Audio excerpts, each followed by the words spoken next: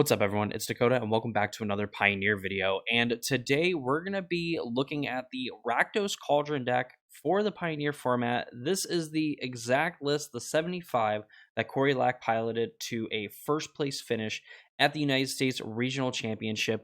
Easily one of the biggest regional championships we've ever seen since getting RCs, and probably the biggest one that we will ever get now that we're going to have two regional championships per kind of RC season rather than just the singular one that we have been accustomed to. And I'd imagine as long as Star City Games is doing it, will continue to be that way.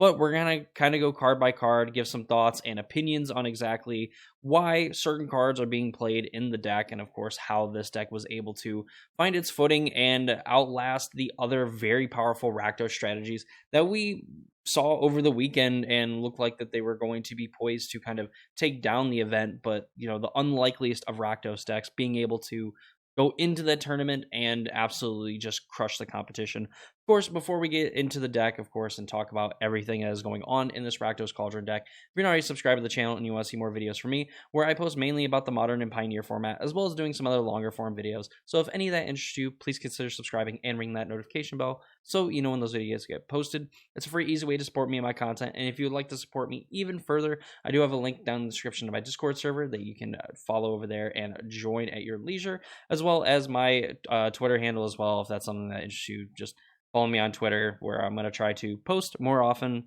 as it's kind of like my New Year's resolution before New Year's resolution.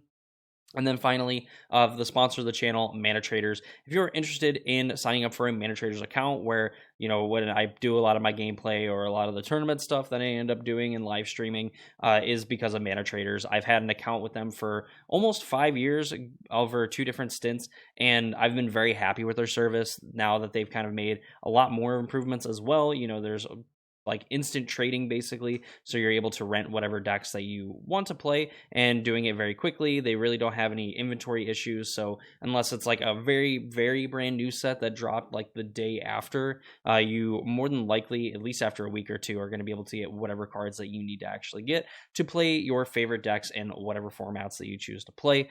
If you again want to support my channel and you want to get started through Mana Traders, you can go ahead and follow my link in the description down below, and you can save 5% off your monthly subscription to Mana Traders. So thank you to them for sponsoring the channel, and let's go ahead and get into the deck. So probably the easiest place to start is in the 1-drop slot. We have 11 1-drops in the deck. We have 4 Fatal Push, we have 4 Thoughtseize, and then we have 2 Duress and 1 Torch the Tower as kind of our removal / like hand disruption package. So what we understood from the kind of breakdown from the regional championship, which if you want kind of a full-ish breakdown of everything to do with the regional championship, I actually have a video that I posted on Tuesday kind of recapping my personal experience, as well as some of the other big information and kind of the build up to the finals of the regional championship. So when you're done checking this video out, you can go over there, check it out, or go ahead and get the information from that video, come back here. But essentially, we know that like blue-white control and the Rakdos aggro decks were going to be kind of the top decks of the formats. I think people expected Is It Phoenix for sure to kind of be somewhere in the top range, but I guess kind of as time went on, you know, it was going to be maybe more towards the bottom end, but still having kind of a double-digit representation in the format. And of course, like Jund's Sacrifice and decks like that just generally being what people were wanting to play. So 4 Thoughtseize, 2 Duress. This is kind of building more towards a kind of mid-rangey feeling kind of build, playing 6 discard spells. Duress, Thoughtseize, as far as like what I've heard other content creators talking about, these cards are actually kind of decent in the Rakdos matchup early. A ton of damage there, and then fling it at you is just instantly going to kill you. So taking 2 damage from a Thoughtseize, or, you know, just being able to control the board with like Fatal Push and Torch the Tower, ends up being very much in your favor. Notably, Duress is not going to be able to hit Burn Together because it is on Callous Sellsword, which is a creature, but Thoughtseize getting to take that card and, you know, you end up losing 2 life versus losing the game is kind of a small price to pay, especially in a deck like this that's going to kind of play through pretty methodically in trying to just get to a position where it can either combo or just kind of play like this beatdown-ish aggro deck, control the board, and get in damage where you can. So like that's kind of where these Fatal Pushes and these Torch Towers come in. Fatal Push is just the most efficient removal that you can get in the format. Destroy a creature mana value 2 or less for 1 black, and if you trigger Revolt, then you can get 4 or less instead. There's sort of kind of some ways of getting to do this, you know, like Bloodtithe Harvester, getting to sacrifice it to go give something -X, so it being like its own removal spell, or having like a blood token, making treasure tokens with the Goblin from Fable of the Mirror Breaker, or even from our utility lands in like Fountain Port, being able to make a treasure token there as well. But this just getting to deal with a creature that costs 2 or less is going to kill a lot of the creatures you're going to want to have this in for anyway, so it ends up just being a very good efficient removal spell. Torch the Tower, whenever Moto decides that it wants to work for me here. Torch the Tower is 1 red, deals 2 damage to target creature or planeswalker, and then if you bargain it, meaning you sacrifice an artifact, enchantment, or token as you cast the spell, you can deal 3 damage to that permanent, you scry 1, and then anything that was dealt damage, or the permanent, excuse me, dealt damage by Torch the Tower would die this turn, you exile it instead, meaning that if you hit like a planeswalker or a creature, whatever it is, it's going to get exiled, which can be pretty good, especially against like the Jund food decks. You know, if you kind of catch them in a spot where they don't have a sack outlet for, you know, their Cauldron Familiar, you can just hit it with a Torch to Tower, exile it, and deal with it for good.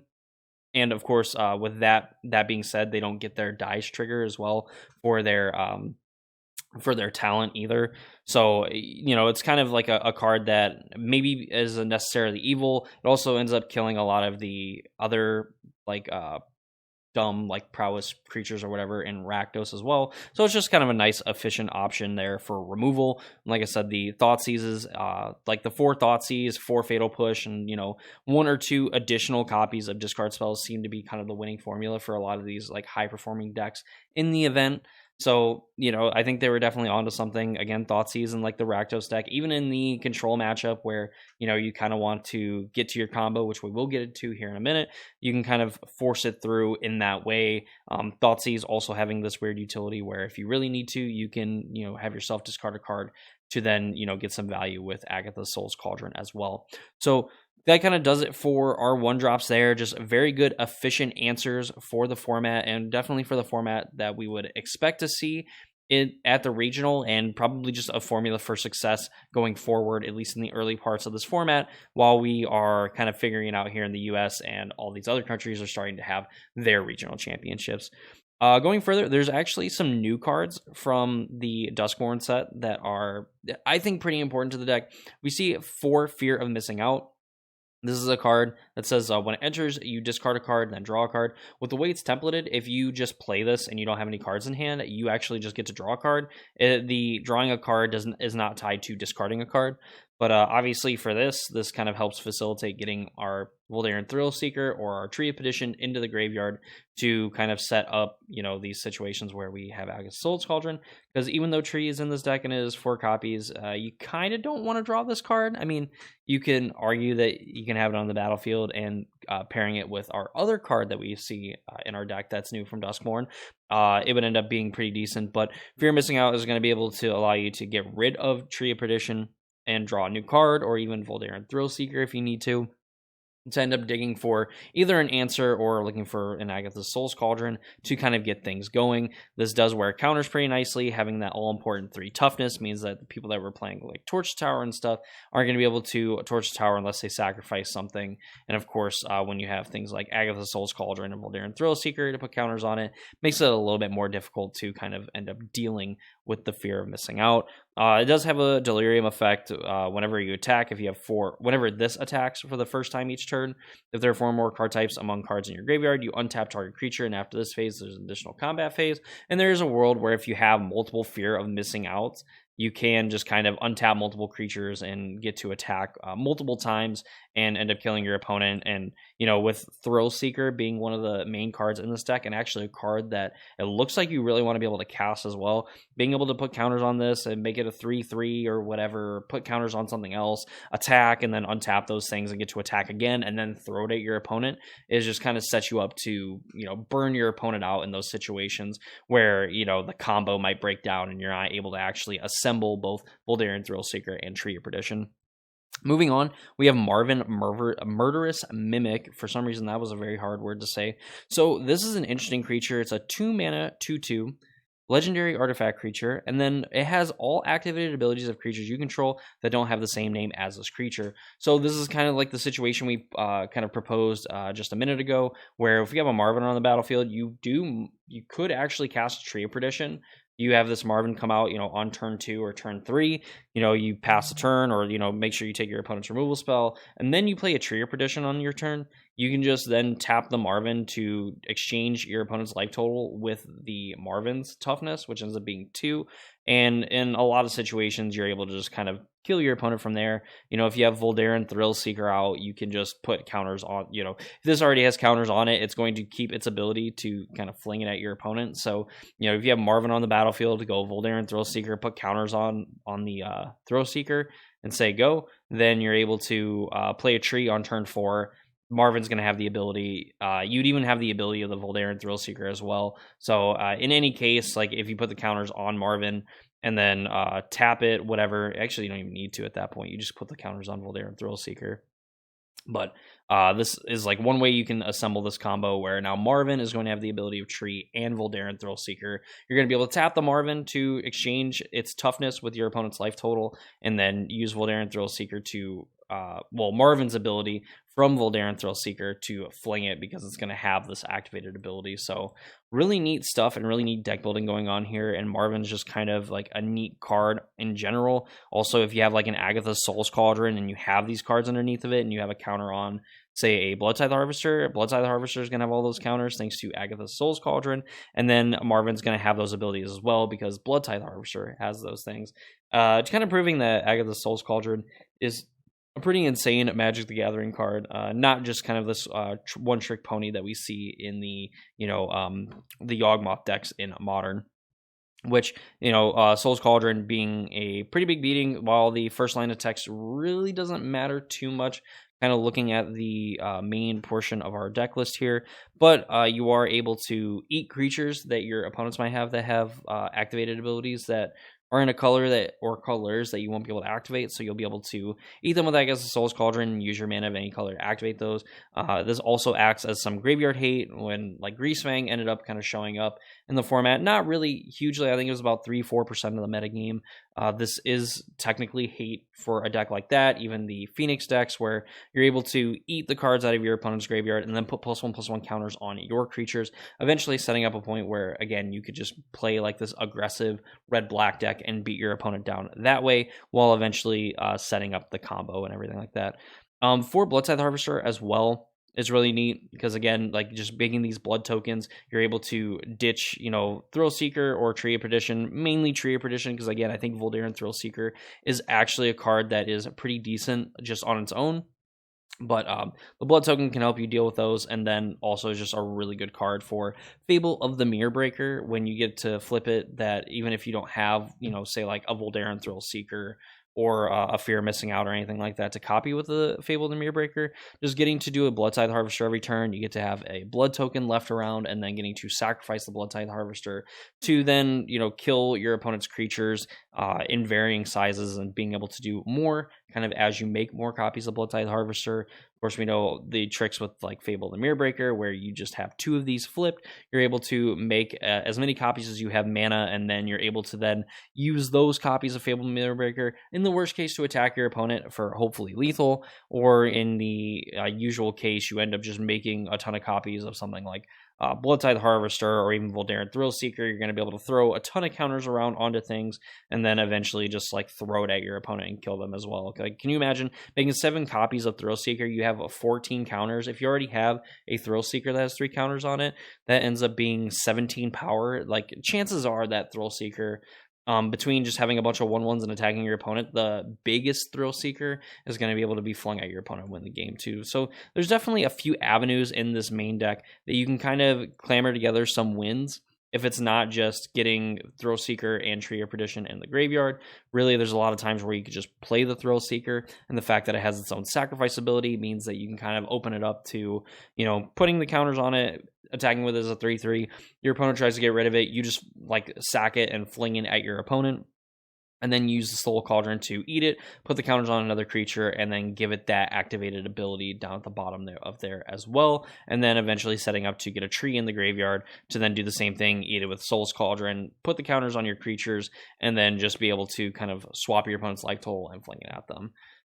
So like in my general thoughts of like this main deck, and you can see there's some utility lands here. We have 2 Rakdos Theater as I guess a pseudo utility land, because like a lot of it is like Blood Crypt, Pathway, and Blackleaf Cliffs. We have a Sokenzen and a Takenuma. Takenuma just getting to mill cards. Like I said, a lot of time, you end up playing like these Fear of Missing Outs. You can get these back, or Blood Tithe Harvesters, and then you're fine with leaving like Thrill Seeker and Tree of Perdition in the graveyard. But I could see some scenarios where you want to pick these up, because then you could just have Marvin in play and just have these 2 in play and actually fling and kill your opponent. We see Hive of the Eye Tyrant, and we have Mutavaults as well. Actually getting pretty interesting that you can animate a Hive of the Eye Tyrant with like a Marvin in play. Like Hive and the Mutavaults, like Marvin's going to have those abilities too, which is really neat. I don't think that they really do anything, at least from what I can think of offhand, but just kind of neat as well that you could technically have Hive of the Eye Tyrant become a 3/3, and then Marvin should get the activated ability to pay 4 mana and actually tap for black mana as well, which is pretty interesting there as well.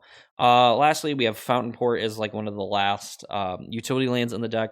Fountain Port taps for a colorless 2. You can sacrifice a token to draw a card, meaning that you could turn those blood tokens, instead of having to discard a card and then draw a card, you can actually just straight up draw a card. 3 mana and paying a life, you can make a fish, and then for 4 mana and tapping it, you can create a treasure token. It's like a pseudo kind of way to get some ramp going.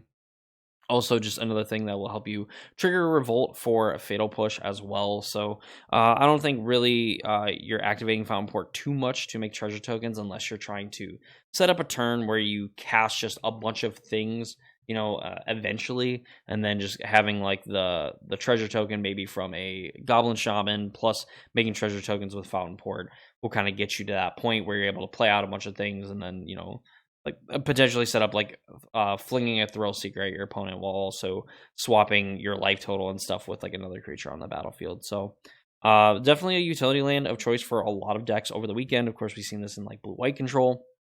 Not really much in Rakdos. I don't know if probably not in the enigmatic decks, where they definitely want their different colors of mana and their basic land types to be able to ley line binding. But Fountain Port for a lot of these like 2-color decks have been kind of the go-to, which is really sweet when you have a land that can sacrifice tokens to draw cards. Making a 1/1 is not nothing when you're just trying to kind of protect your life total a little bit, like paying 1 life to make a 1/1, and then being able to block like a 4/4 or a 5/5 that doesn't really have trample or anything like that can be pretty good. And then like the ramp is like probably negligent at best, but definitely I could see some situations where it comes up. So we got the main deck. We kind of explained what exactly this deck is trying to do in the main deck. The sideboard that they chose to run with, and I absolutely love it. So we get to play Jengatha as a companion, which a lot of decks here lately do just get to play Jengatha. Something that we noticed real quick in the sideboard, we have 2 more Duresses, so that brings us up to 8 total discard spells in the deck, as well as having some more removal spells and Bitter Triumph and Go for the Throat, 3 Chandra's Defeat, and Torch the Tower as well, being this like removal package. I know for the Chandra's Defeats, which I'll kind of highlight here in a minute, when me and Randy were kind of going through our playtesting, I saw some of the Jund sack lists. Some of them were playing like Red Cap Melee, others playing Chandra's Defeat. The difference between them is that Red Cap Melee will deal 4 damage to any creature, and if it's a non-red creature that's dealt damage, you have to sacrifice a land, where Chandra's Defeat can only target a red creature or a red planeswalker, and then you obviously get a bonus benefit if that creature, or if that planeswalker, is a Chandra planeswalker. I think that this like for the fact that, okay, like just dealing 5 damage is nice. You're bringing it in for the red decks anyway. There could be a chance where you need to kill a Jangotha or something like that, and just having the utility of having a red cat melee that can go after any creature in decks that are already playing like 4 full copies of Fatal Push is probably just doesn't really matter. And I think that's the decision to play Chandra's Defeat over something under a red cat melee. If for whatever reason you want the versatility and you don't care that you're sacrificing a land, then red cat melee might be up your alley. But I think Chandra's Defeat, definitely with the Rakdos aggro decks kind of showing up in force, is pretty good. But then there could also be a decision to not do that, just for the fact that you have things like Marvin, I guess, end up being like a really good answer, because your Harvester, your Fear of Missing Outs, whatever, Voldaren Thrill Seekers can get hit by that. But the fact that you can just make a fish token means that your opponent can't hit it with a Chandra's Defeat, which again might be something that comes in this matchup. Probably does. It feels pretty safe to me, but I've been wrong before.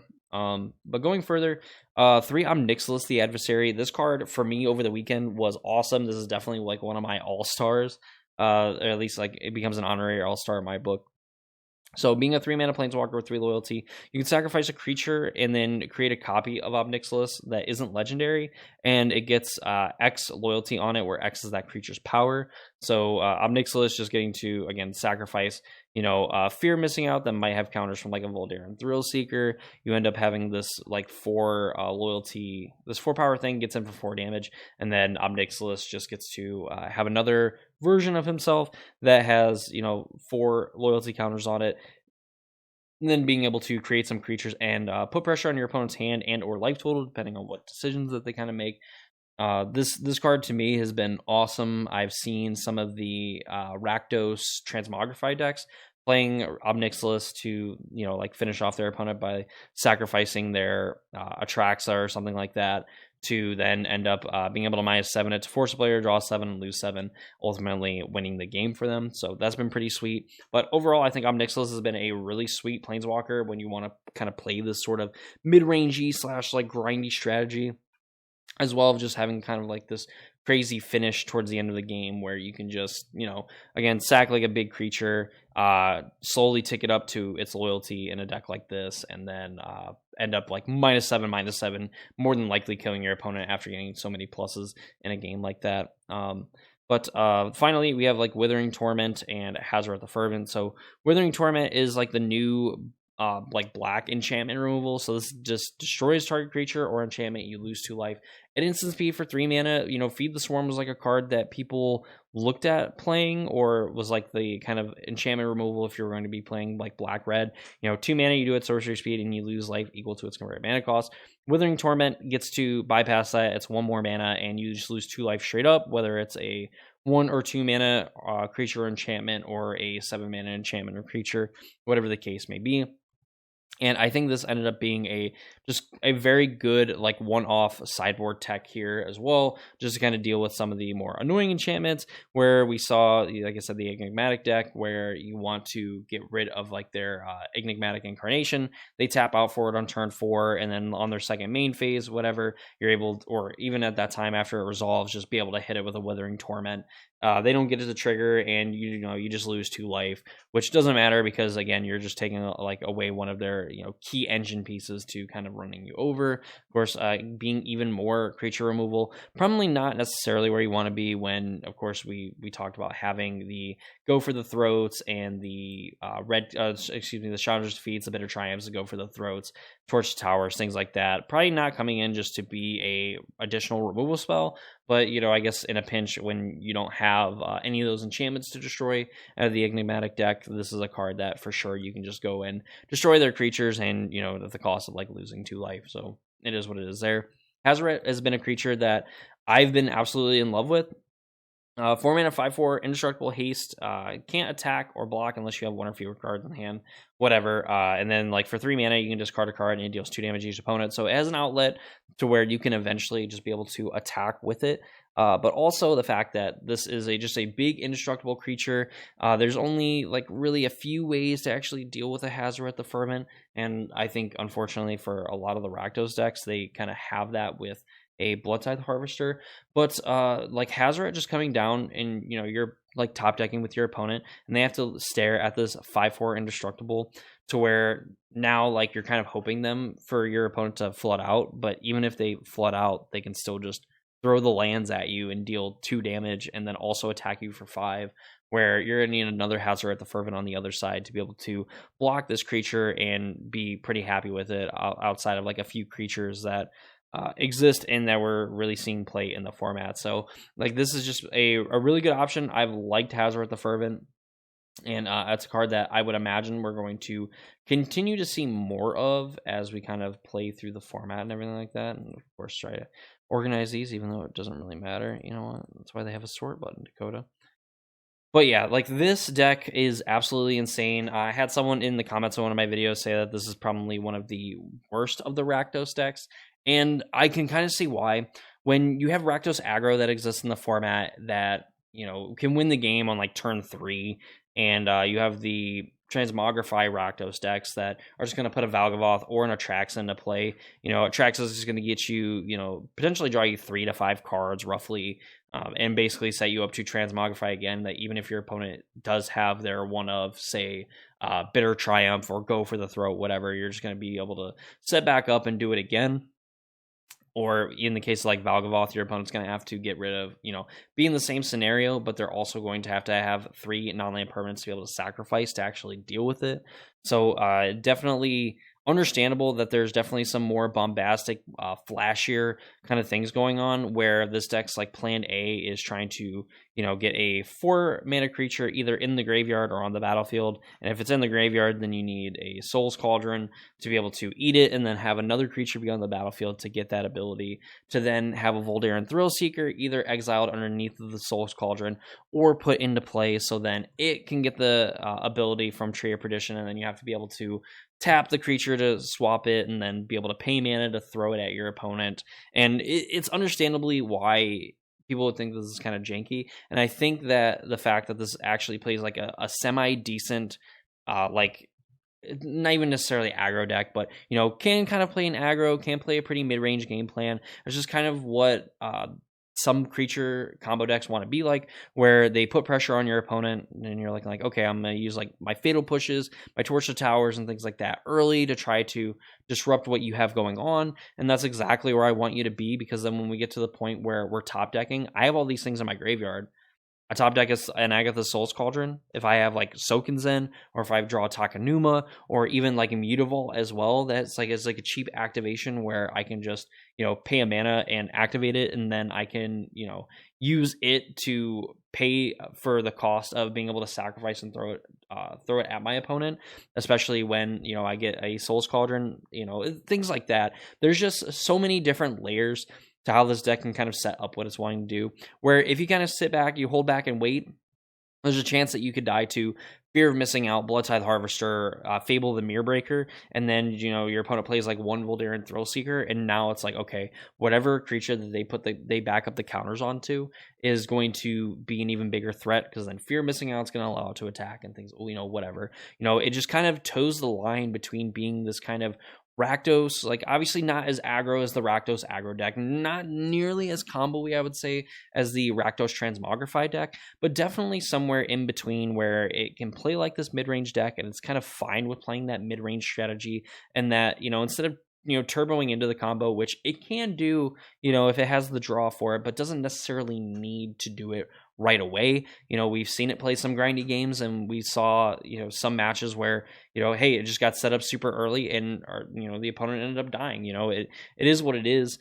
And this is where like this deck kind of shines, is in those matchups where I think that your opponent just, has to have like the right draw kind of line up with yours. But then if you get into this, game where, you're kind of top decking, that I think this deck does top deck just a little bit better, for the fact that at any point, if there's just a Soul's Cauldron sitting on the battlefield, any card that produces a creature is absolutely just going to be backbreaking for your opponent, because then they immediately have to draw an answer for it, or they could just be dead, where, you play a creature, say go Soul's Cauldron, eat Tree of Perdition, untap, Soul's Cauldron, eat Voldaren Thrillseeker, and then just, swap life totals, fling it at you, you're dead. That's it. Game over. You're done. So it's definitely pretty interesting what this deck is actually able to accomplish and what it does. And while I would say that maybe in a vacuum, and I don't even know if I can say that this would be like the worst Rakdos deck, because obviously it won a huge tournament, but I can see where people kind of get that idea that Rakdos Cauldron is probably the worst of the Rakdos decks, when you can just win the game on turn 3 with like Rakdos aggro from time to time, and the Rakdos Transmogrify deck gets to play all the good Rakdos cards, but then you just have like this huge over the top end by just getting to flip into an Atraxa or a Valgavoth on like turn 4. It's understandable why, but I think Rakdos Cauldron going forward is going to be a pretty sick deck, and I'm like cannot wait to see kind of the evolution, like the steps that this deck takes towards getting to that point where we figure out like, okay, is Rakdos aggro still going to be the best deck in the format? Are people going to go to this Cauldron deck now and for lack of a better term, like go to the well and see if there's anything more that can be done here, or if we're just going to see Cory being the only person really playing this deck and maybe not getting the respect it deserves. Who knows? It's going to be interesting to see, because we're going to have more regional championships coming up. Of course, we're going to take a break from like the Pioneer regional championships and some of the modern stuff to kind of focus on the World Championship that's going to be coming up towards the end of October. But it's all going to be exciting. Magic is in a great spot. Pioneer's awesome. Modern's like okay, definitely could use some changes from the Boros energy stuff that's going on. But Standard's in a great place. Pioneer's in a great place. All the major tournaments are kind of focused around these formats for this month anyway, and for probably about a month or two after, where we have a lot of major Pioneer stuff going on. So it's going to be fun kind of exploring that stuff, talking about this stuff on like the Casual Spikes podcast, and of course talking about it on the channel as well. So if you made it this far, I greatly appreciate you watching the video and kind of taking the time to listen to me ramble and jaw on about probably one of the, maybe not the weirdest deck to ever win like a major tournament, but definitely a deck that I think a lot of people had like exactly zero respect for, unless you were a person that seriously considered like playing this deck. It's a deck that I think has the ability to kind of stay in play, if as it were, in the Pioneer format, and can continue to find success in the format, especially as long as like Fatal Push Thoughtseize is going to be a winning 1-2 punch, and Fable the Mirrorbreaker is still going to be a legal card in the format. Rakdos decks themselves are going to be great, and it's just going to depend on if you want to be more combo, more aggro, or more mid-rangey kind of going forward. And that's what I expect to see as long as these cards are legal in the format. But that's going to do me for this video. Hope you all enjoyed it. If you did, please leave a like on the video. Comment down below what you think of the Rakdos Cauldron deck. What do you think the Pioneer format is going to look like going forward? All that fun stuff. I do greatly appreciate all the feedback and stuff I get on the channel. Of course, subscribe, ring the notification bell, all that fun stuff. Check out the Mana Traders link down in the description down below if you want to get into playing Magic online and things of that nature, and start, playing some of these sweet formats like Pioneer. Like I said, it's in a great spot, and I absolutely am enjoying the format, and kind of sad that we aren't getting any more major tournaments, or that stores have to run, modern or limited as like their format of choice for the current regional championship qualification season. But that's going to be me. Hope you all enjoyed the video, and I hope to see you all in the next one.